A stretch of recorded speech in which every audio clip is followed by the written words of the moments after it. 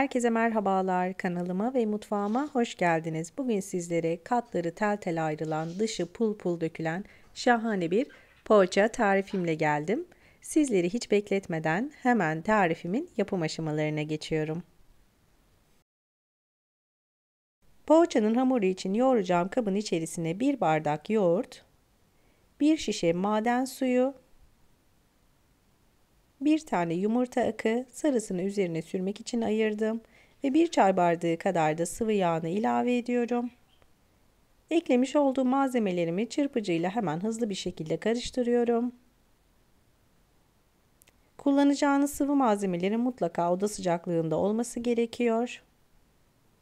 Malzemelerimi iyice karıştırdıktan sonra hemen unumun büyük bir kısmını içerisine ilave ettim. 1 paket kabartma tozu ve 1 tatlı kaşığı kadar da tuzumu ilave ettikten sonra hemen hızlıca karıştırmaya başlıyorum. Tarif için toplamda 5,5 su bardağına yakın un kullandım. Kullanacağınız unun miktarı ununuzun kalitesine göre, yoğurdunuzun cıvıklığına göre ve yumurtanızın büyüklüğüne, küçüklüğüne göre değişkenlik gösterebilir. Lütfen azar azar ve kontrollü bir şekilde ekleyin.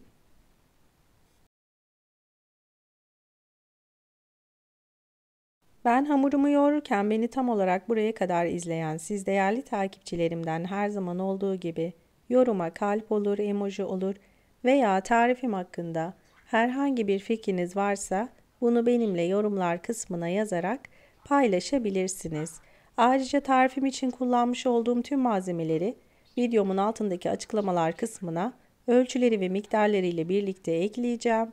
Dilerseniz oradan bakarak da tarifimi güvenle deneyebilirsiniz. Hamur yoğurma kabında yeteri kadar yoğurup toparladıktan sonra masada da 1-2-3 dakika kadar bu şekilde yoğurmaya devam ediyorum. Hamur gayet yumuşak bir kıvamda.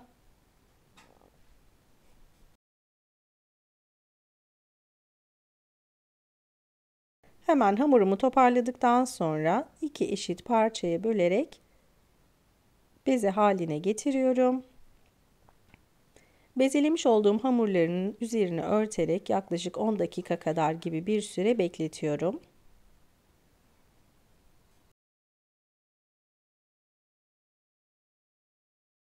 On dakikanın sonunda hamurumu teker teker merdane ile açabileceğim kadar incelikte açmaya başlıyorum. Hazırlamış olduğum hamur gayet yumuşak bir kıvamda olduğu için çok kolay bir şekilde açılacaktır.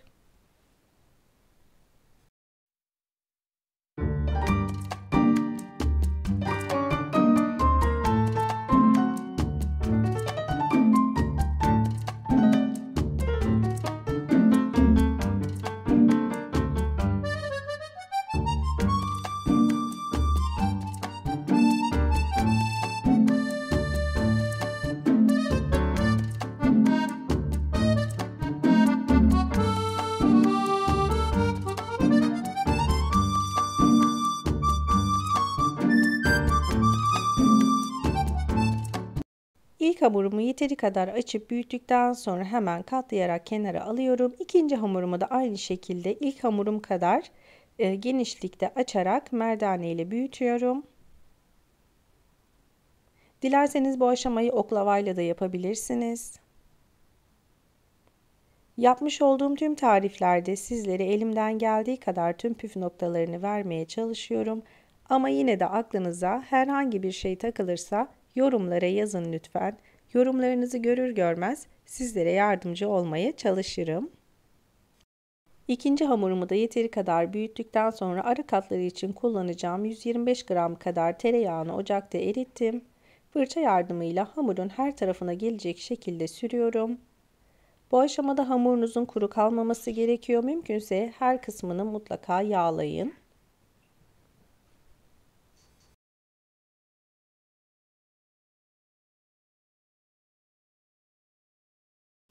İlk hamurumu yağladıktan sonra ikinci atmış olduğum hamurumu da ilk hamurumun üzerine gördüğünüz gibi seriyorum. Hemen ikinci katını da aynı şekilde hazırlamış olduğum yağdan bu şekilde sürerek hazırlıyorum.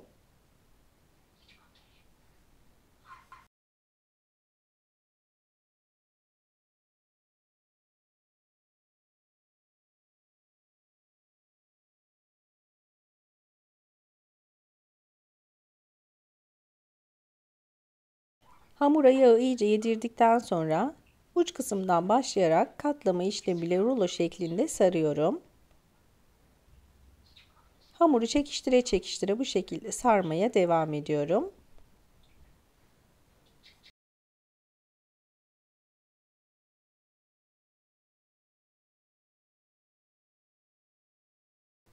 Son olarak hamuru kendi etrafında döndürerek bu şekilde şeklini veriyorum. Hemen üzerini kapatarak içerisindeki yağın donması için en az 20 dakika kadar oda sıcaklığında üzeri kapalı bir şekilde bekletiyorum.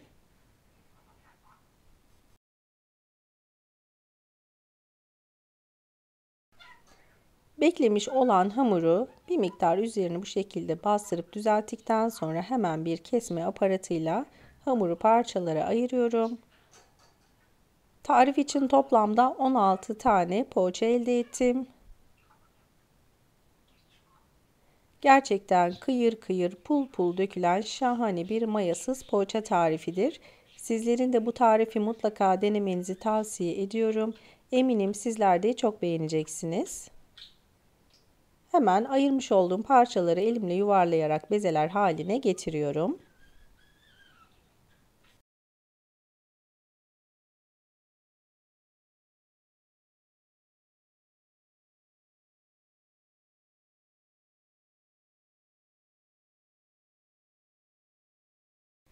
Hamurların tamamını bezeledikten sonra hemen şekil verme aşamasına geçiyorum.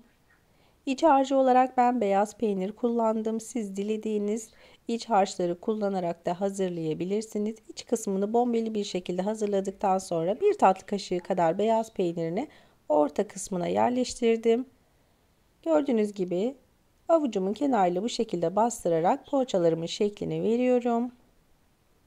Gerçekten yapılışı inanılmaz derecede kolay, muhteşem bir poğaça tarifidir. Gönül rahatlığıyla tarifimi deneyebilirsiniz.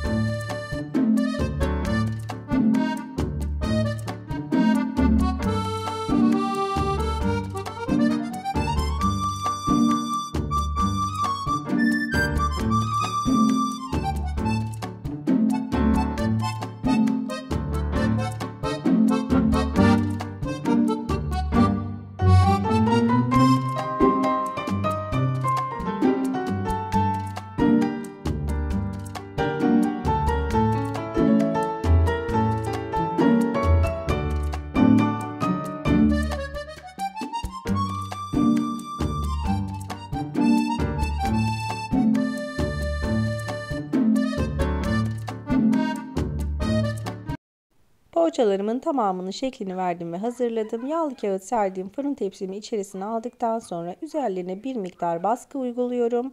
Şeklini bozmaması için. Daha sonra hemen bir tane yumurta sarısını kenara ayırmıştım. İçerisine bir tatlı kaşığı kadar zeytinyağı ilave ettim. Aynı şekilde sıvı yağ da ilave edebilirsiniz. Fırça yardımıyla poğaçalarımın her tarafına gelecek şekilde özenle sürüyorum. Bu aşamada fırınımı önceden ayarladığım 180 derece alt üst ayar fırında altı üstü nar gibi kızarana kadar fırınıma gönderiyorum. Üzerini dilediğiniz gibi süsleyebilirsiniz. Ben mavi haşhaş tohumlarıyla süsledim. Dilerseniz sade olarak da hazırlayabilirsiniz. Sizlerin de gördüğü gibi gerçekten poğaçalarım nar gibi kızarmış. Gerçekten muhteşem oldular.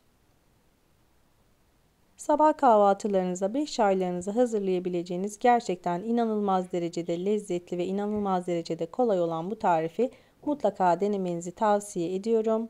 Tarifimi buraya kadar izlediyseniz ve beğendiyseniz mutlaka beğen butonuna basmayı, kanalıma hala abone olmadıysanız kanalıma şu an ücretsiz bir şekilde abone olabilirsiniz.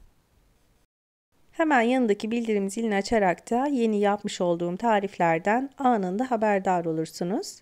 Bir tarifimin daha sonuna geldik. Videomu izlediğiniz için çok teşekkür ederim. Başka tariflerde, başka lezzetlerde görüşmek üzere. Hoşça kalın. Allah'a emanet olun.